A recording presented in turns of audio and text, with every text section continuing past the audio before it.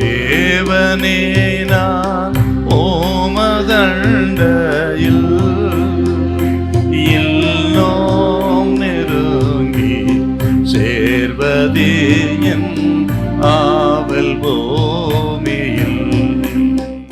Mark 3:5 வாசிக்கலாம் பார்க்கலாம்.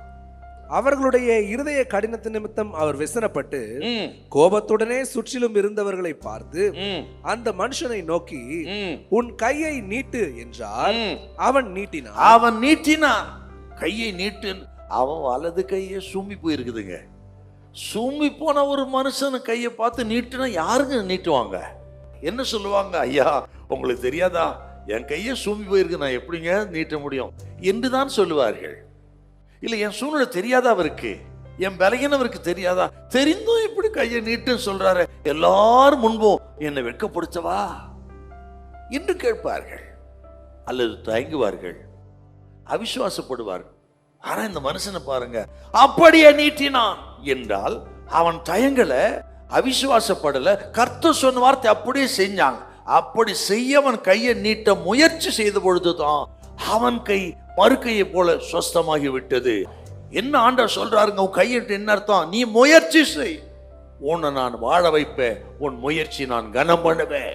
கர்த்தர் சொல்ற, நீ முயற்சி செய், ட்ரை பிரதர், ட்ரை சிஸ்டர், உன் முயற்சியை ஆதரித்து நடத்துவா, காரியங்களை வாய்க்க பண்ணுவா. உன் கண்களுக்கு அது ஆச்சரியமா இருக்கும். அடைத்தவர் உண்மையுள்ளவர், தாயின் கர்ப்பத்தை தெரிந்து கொண்டவர், உன் முயற்சியை கனம் பண்ணுவா. நீ முயற்சி பண்ணு, தொடங்கு, நான் முடிப்பேன். அதான் கர்த்தரோட ஸ்டேட்மெண்ட்டுங்க. முயற்சி பண்ணு, நான் ஆசீர்வதிப்பேன். தொடங்கு, நான் முடிப்பேன். நமது ஆண்டவர் தொடக்கத்தை முடிக்கிற தெய்வம். விசுவாசத்தோங்கிற முடிக்கிறமா கர்த்தர் சொல்லுகிறா, முடிந்தது என்று சிலுவையில் சொன்ன ஆண்டவர் சொல்லுகிற அறகுறையாய் அல்லங்க, செய்து முடிக்கிற ஆண்டவரோடு இருக்கிறார். செய்து முடிக்கிற கர்த்தர் தெய்வம் சொல்லுகிறார், நான் முடிப்பேன். இனி நீ அறகுறையாய் அல்ல, குறைவுள்ளவனாய் அல்ல, நிறைவுள்ளவனாய் இருப்ப. நான் முடிப்பேன். தொடங்கினதை முடிக்கிறவர் கர்த்தர். நீ தொடங்கினதை முடிப்பார், மகிமையாய் முடிப்பார்.